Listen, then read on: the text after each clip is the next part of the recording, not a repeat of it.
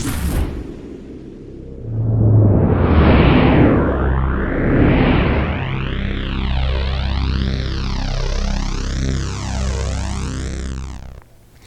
guys, it's Jay from Hustle Paintball, and today we're going to be going over the Planet Eclipse ePortal software. Now this software will allow you to connect your marker to your PC and do all kinds of things with it. It'll allow you to customize your splash screen, change your parameters, do all kinds of fun stuff. We'll show you what you can do here later. Now it is only available for a few of Planet's more recent markers. They are the SLS, Ego 11, and CSL, and then on the other side it'd be the Geo 2, 2.1, and the Geo 3. And last but not least, if you do actually have one, it will work on the SL91. But if you had one, you probably already knew that. So there's a couple things we need to do to get the marker ready to actually connect the software and connect our marker to our computer. So we're going to bring the camera in, and we're going to show you what it is that you need to do. Once you receive your Planet Eclipse ePortal, you'll see it comes with a disk. It's nice, but you can download this from Planet Eclipse's website, so you don't need it strictly speaking. The USB bridge and the necessary cabling. So it comes with all the things you're going to need. But first, you'll need to prepare your marker. In my case, I took the barrel off because barrels get in the way for anything other than shooting people. And the other thing you'll need to do is go ahead and remove the grip screws.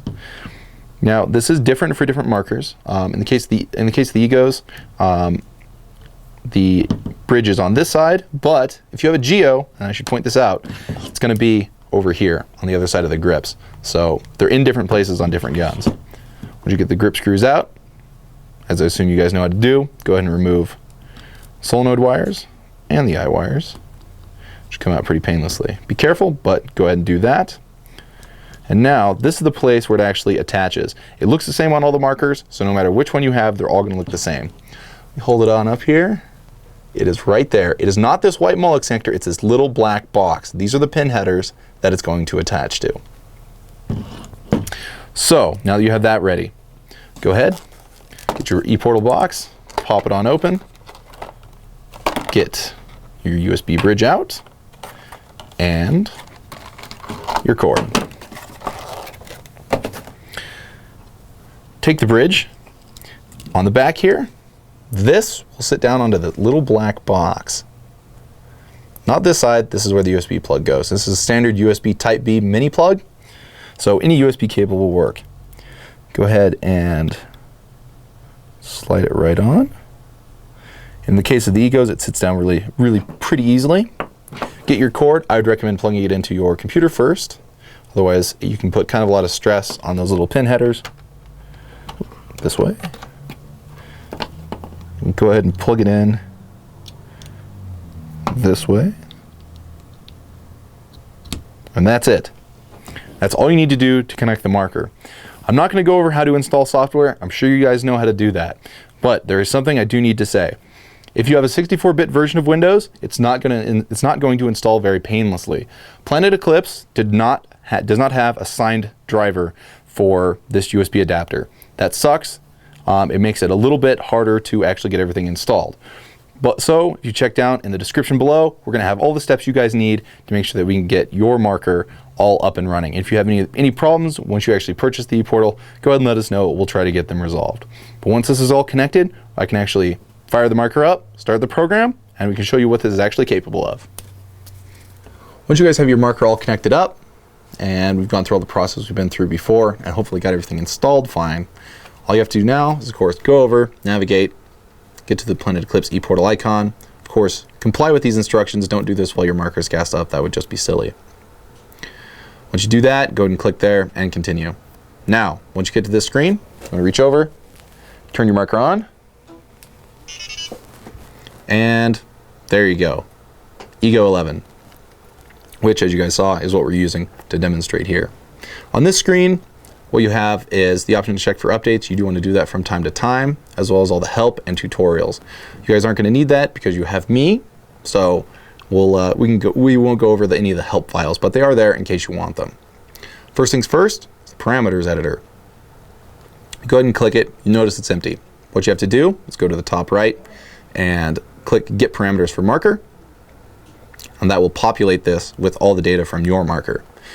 Now, you want to change it. Great, a bunch of drop-down menus. This is all the same stuff that you would get if you were just playing around inside your marker Interestingly, you do have access to the turning lock, although that might be pointless since your marker usually has no grips on and is right next to you.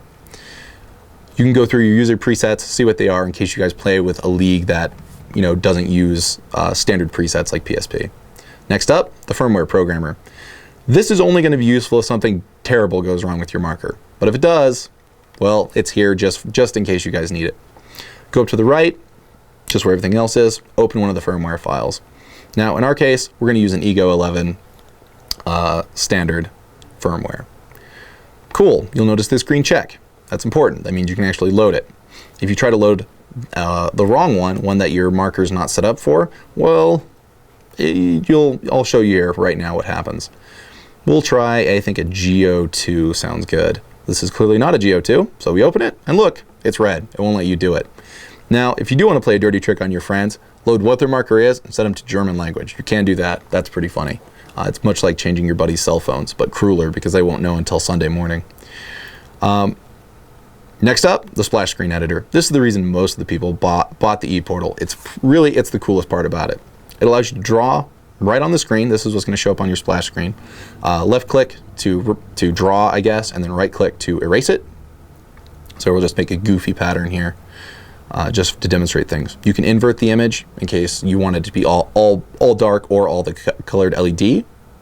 And down here on the right, this will actually show you to scale what it's going to look like on your marker before you load it. Let's go ahead and clear that out, and we'll draw a circle. This will show you guys that you can drag it around. This is important if you make something you're really proud of, you think is cool, but you put it in just quite the wrong space. So you just go right ahead and you can move it to the right spot. Now, there are ways you can load custom images on here. There's software you can find on the internet. You can find it on PB Nation. There's a bunch of different places that you can go and hunt these things down, but they're outside the scope of this tutorial, so we're not going to go over them. But just keep in mind what you will need to do that is a bitmap image, and you'll have to resize it so it's 24 by 64 pixels. That's the resolution of your screen. So just so you guys know, we're not going to do it for the purposes of this video. Just want you guys to know that it's out there. But if you want to load some of the preset ones that come with the ePortal software, you go up here to the folder icon, open it. Yes, abandon changes. And here's all the ones that are preloaded. The Dynasty Dragon, for example, the old E-Star logos from earlier markers, all the big sponsored teams. So in this case, we're going to go with Icon, I think. I like the guys from Icon. And bam, cool. Got it all loaded up. That's what it's going to look like. Go over here, send screen to marker, and now when you start it up, it'll look like one of the guns from Icon. But we're going to show you one of the ones I did. There we go. That's for the home team, Team Anomaly. I did this using that program I talked about earlier, but like I said, it's not really in the scope of the tutorial, so I don't really want to get into it. But that's just show you what a fairly complicated logo can turn out to be. The last thing I want to show you guys here is the settings. Really, the only thing in here for the ePortal is this, the data file location. It exists solely for the ePortal's amusement. It's just a temporary file. You'll probably never have to monkey around with it ever. And honestly, guys, that's pretty much all there is to the ePortal. I mean, you can do most of these things inside your marker, but this just makes it easier because navigating around in there it's just no fun. That's all there is to it. Using the little nav console just kind of sucks. So with that being said, guys, of course you can get the ePortal, Planet Eclipse guns, this shirt, anything at hustlepaintball.com. And if you have a good idea for our next video, hit us up at videos@hustlepaintball.com. Of course, like us on Facebook, follow us on Twitter, read the blog, subscribe to our YouTube channel if you haven't already, and go hit up PB Riot because we can be sure there'll be a lot of good stuff over here. In fact, I'm going to make the little anomaly icon I used available on PB Riot. So with that being said, guys, I'll see you guys later.